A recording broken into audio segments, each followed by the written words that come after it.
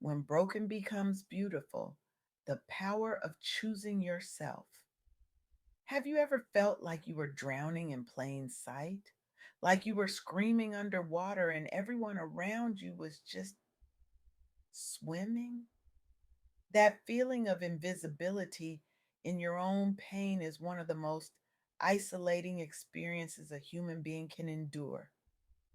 I recently had the profound honor of interviewing Dorcas Jackson, a woman whose journey through betrayal to breakthrough has become nothing short of revolutionary. Her work helping Black women reclaim their power after devastation isn't just inspiring, it's transforming lives across the country. Dorcas has created safe spaces where thousands of women have found their voices again, establishing healing circles and mentorship programs that have literally saved lives. Her courage to share her own story has sparked a movement of authentic vulnerability that challenges the very foundations of how we think about strength, particularly for Black women. The truth is, sometimes strength isn't about how much weight you can bear. Sometimes the strongest thing you can do is put that weight down. When Dorcas first shared her story with me, I was struck by something she said. The moment I chose myself was the moment I truly began to live. It wasn't a dramatic declaration, it was quiet, resolute, and it changed everything.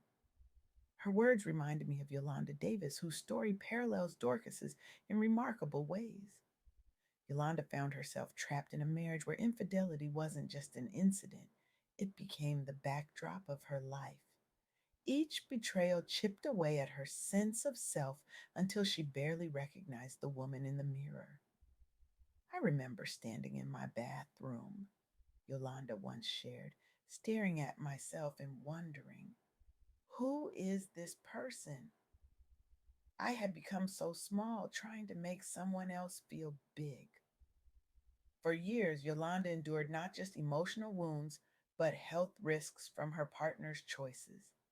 She raised children without support while simultaneously trying to hold together the fragments of her shattered confidence. The world kept telling her to pray harder, to be more understanding, to somehow earn the respect that should have been freely given. But one morning, an ordinary Tuesday that would become extraordinary, Yolanda realized something that would change the trajectory of her life. Staying would cost her everything, including her soul. That realization, that moment of clarity, is what I call the beautiful breaking point. Because sometimes we need to break completely to rebuild authentically. Yolanda chose herself that day. She walked away from the relationship despite the fear, despite the uncertainty, despite the voices, both external and internal, telling her she couldn't survive alone. And here's the plot twist that society doesn't prepare you for. She didn't just survive, she thrived through therapy, community support groups specifically for Black women survivors, and reconnecting with her faith in a way that centered her worth rather than her suffering. Yolanda rebuilt piece by piece, day by day. Today, she leads workshops on reclaiming self worth. Her memoir, When Broken Becomes Beautiful, has empowered thousands nationwide. Her advocacy has even inspired policy changes around domestic violence resources targeted at Black communities. But what strikes me most about Yolanda's story, and Dorcas's too, is that the transformation wasn't instant. It wasn't a lightning bolt of empowerment. It was a daily choice, a continuous recommitment to herself. Some days, Yolanda admits, I still hear those old voices telling me I'm not enough. The difference now is that I have a louder voice inside me that says, watch me.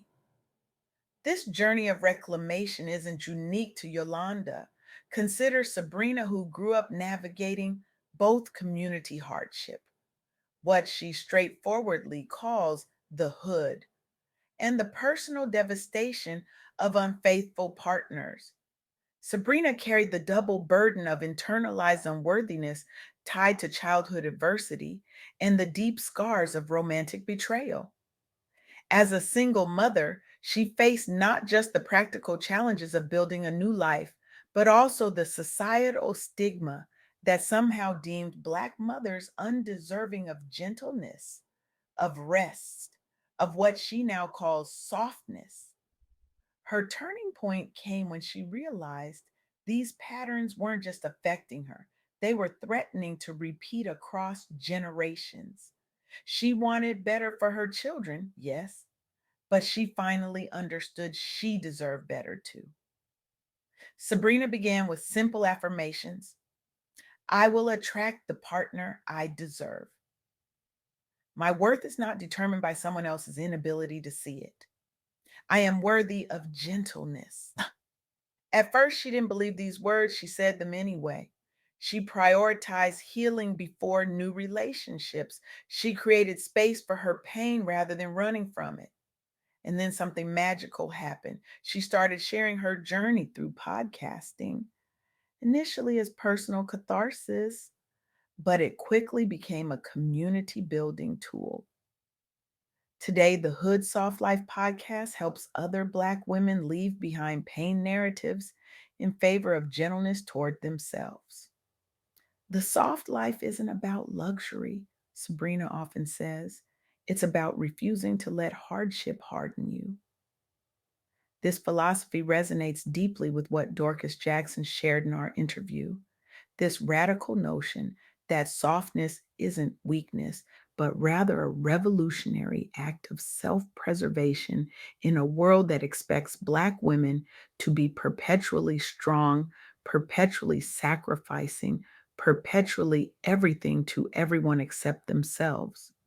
Then there's Veronica Holloway, whose professional life took a devastating hit after personal trauma, specifically abandonment by a long term partner, left her questioning her worth in every arena.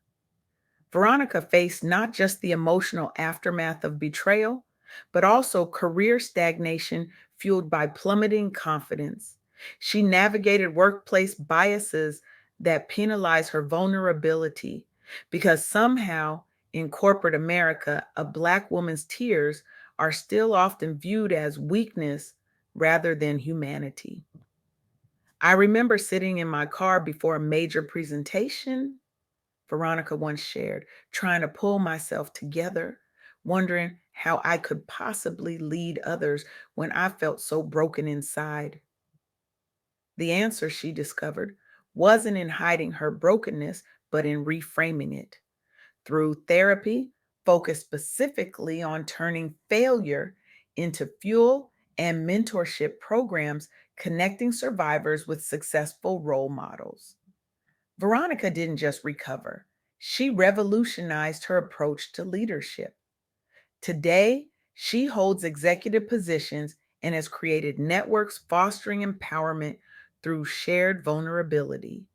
She's a featured guest on podcasts discussing Black women, power, and possibility.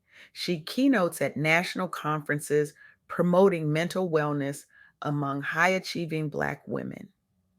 Rock bottom, Veronica now says, became the foundation on which I built my empire. What strikes me about all these stories, Yolanda's, Sabrina's, Veronica's, and especially Dorcas's, is the common thread running through them. The moment when each woman decided that her pain would not be the period at the end of her story, but rather the calm that preceded her comeback. As Dorcas so eloquently put it in our interview, betrayal tried to write my ending. I picked up the pen and said, not today. This is the power of choosing yourself.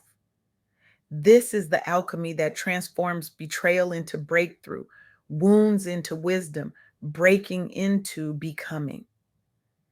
But let's be honest, this transformation isn't easy. It requires confronting truths we've been socialized to ignore. It demands setting boundaries with people who've grown accustomed to our boundlessness. It means disappointing others to stop disappointing ourselves.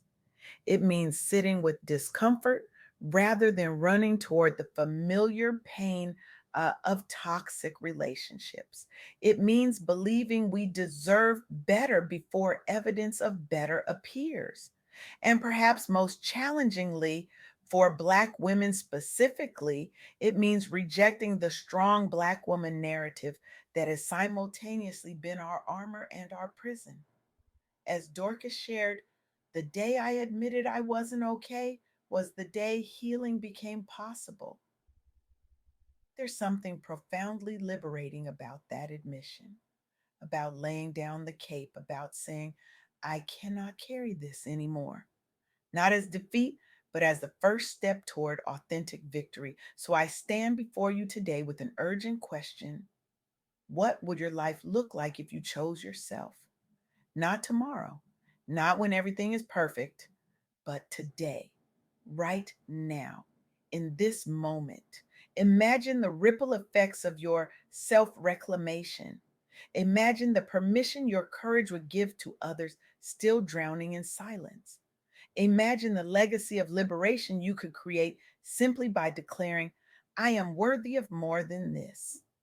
This isn't about selfishness. It's about sovereignty. It's about recognizing that you cannot pour from an empty cup and that your well being is not a luxury, it's a necessity. Today, I challenge you to take one bold step toward reclaiming your power.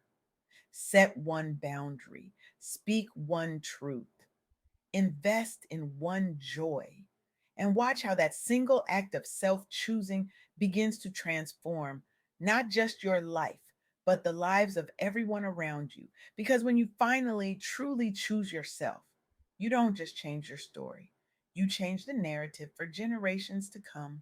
You create a new possibility, a new pathway, a new paradigm of what healing can look like. And in that brave act of choosing, you discover the most beautiful truth of all. Broken isn't your destiny, it's merely the beginning of your becoming.